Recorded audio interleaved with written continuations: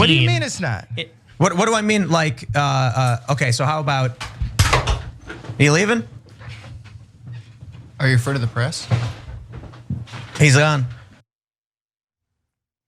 Tim Pool hosting notorious anti-Semites and racists like Kanye West and Nick Fuentes wasn't the win that he was hoping it would be. Kanye walked out of the show after Tim Pool barely pushed back kind of on some of his anti-Semitism. But he also spent some time sucking up to his hateful dweebs, and I wanna give you some examples of that. So why don't we take a look at the first video? Before the show, obviously, I'm getting a bunch of messages from people. People are hitting me up and they're like, you shouldn't host them. They're anti-Semitic, they're white supremacists, they're racist.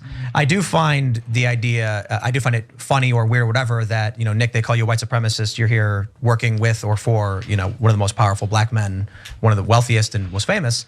But a lot of people were saying on the right, specifically, don't platform them. And I said, well, I want to understand what they're thinking and why they're thinking it. They're involved in what may be the biggest news story of the past week, and we have an opportunity to sit down and talk. Because the red media controls both sides. It just said it as simple as possible. Jared Kushner was next to Trump. Ron Emanuel was next to Obama. So I just wanted to play that first to give you a sense of what Tim Pool's pushback, what his challenging questions sound like. Challenging comments at like, Nick, I can't believe people call you racist. You're advising Kanye West. Would a racist do that? Good job laundering the reputation of a well-known anti-Semite and racist.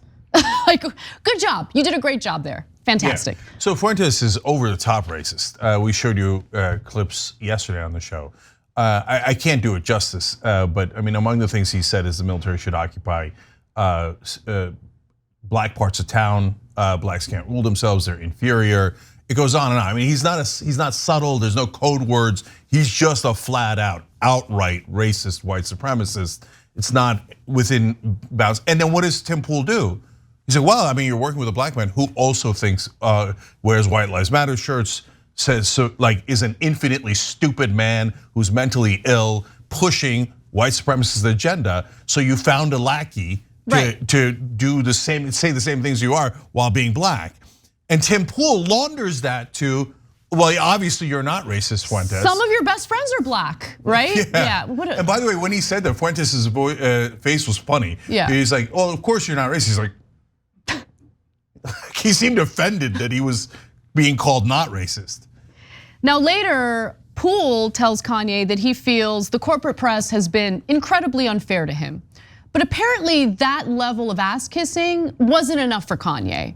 So why don't we take a look at how that worked out for Tim Pool? I think they've been extremely unfair to you. Who is they though? We can't say they is, can we? Press. I'm not using I don't use the word as the way I guess you guys use. I'm talking about. It is them though, isn't it? Because no. Because when you think about it, consider it. In 2018. What do you mean it's not?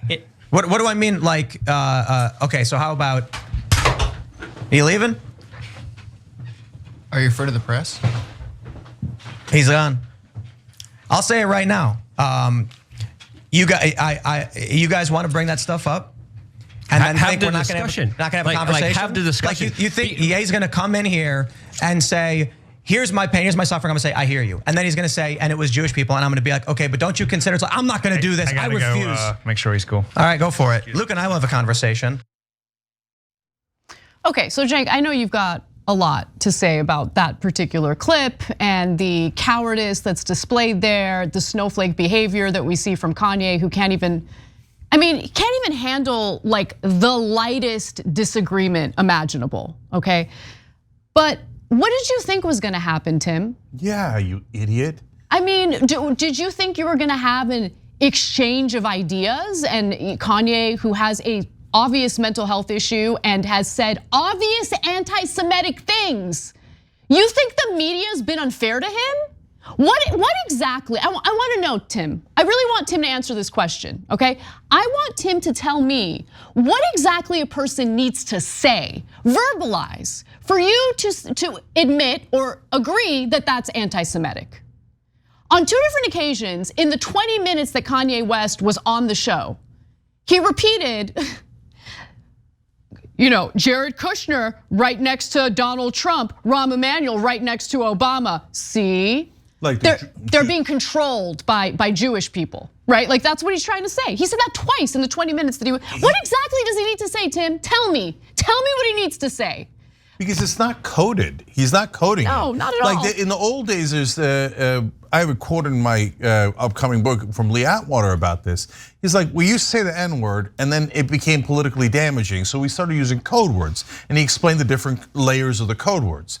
Now Trump and Kanye and others have taken the code words away. Nick Fuentes doesn't use any code words. He just says they're inferior, we're superior, we should control them and lock them up, etc. Kanye doesn't use any code words. He's like, the Jews control the media, the Jews control everyone, they control Trump, they control Obama. Look, that's the definition of anti-Semitism. Look, I mean, I don't know what you want to call a fascist, a Nazi, an anti-Semite.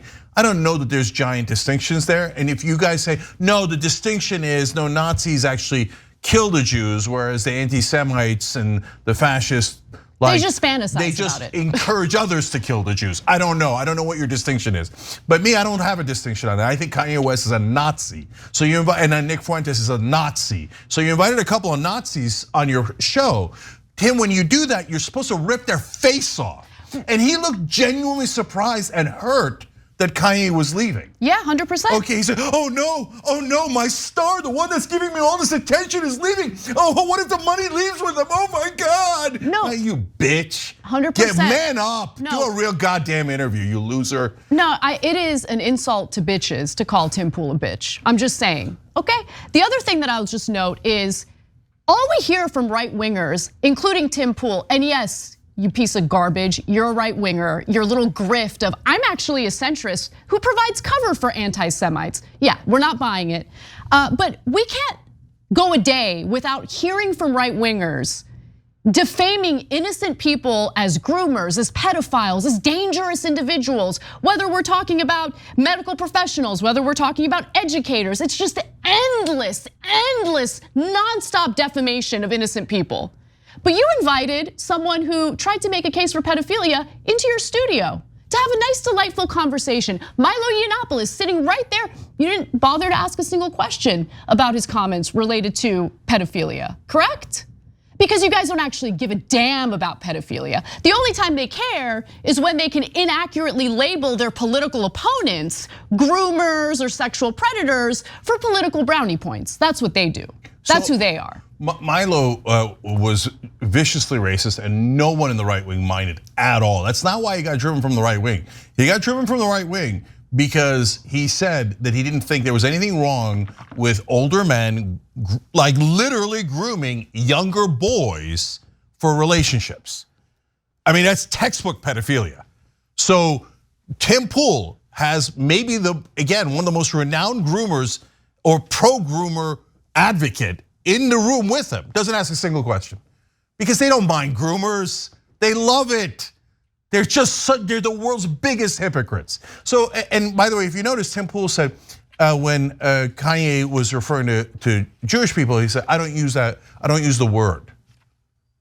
He's like, in other words, I agree with you on the press, I just don't use the word Jewish, because he's got to have plausible deniability. Anyway, I don't care if Tim Pool's an anti-Semite or not. I don't care. Okay, by the way, I don't mind platforming as long as you actually hit him, right? Instead, he comes in, he's like, oh, the press has been so unfair to you. You're halfway up the Nazi's ass. Is that the kind of interview you do? But I want to say one more thing about Kanye. I mean, you want to talk about bitches. So this guy, I mean, Tim Pool's sitting there slobbering all over you. But because he wouldn't say the Jews did it, exactly when you demanded that he say it, you walk out, you're that fragile. Yeah, he is. This guy walks around pretending to be a tough guy. Oh, it's the Jews, I'm so strong and brave. Oh, it's the Jews, hate. I'm so strong and masculine. My ass you are. You're the weakest bitch in America. The minute anybody criticizes you 1%, your hateful ass all of a sudden catches feelings. You're like, oh my God, I've been offended. Look at what you're saying about Jewish people. And you think they shouldn't be offended, but you're offended because someone else wouldn't be as anti-Semitic as you are. And you think that gives you the right to walk away. Kanye, unbearable. I've never been more right than when I said, how many years ago now? 5 years ago? that Kanye was the dumbest man in America.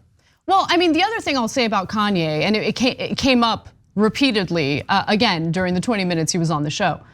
He kept talking about how he was debanked, how he was, and look, this is my speculation, but it seems like he hasn't paid his taxes. No, it's not speculation. He said it. Yeah, he said it, but he says all sorts of insane things, right? But he didn't say, I didn't pay my taxes. He talked about his bank accounts being frozen, and because you haven't paid your taxes. You haven't paid your taxes. That's not the so-called Jews coming after you. That's you thinking that you get to be treated completely differently from everyone else, that you get to dodge your taxes, not pay what you owe the federal government.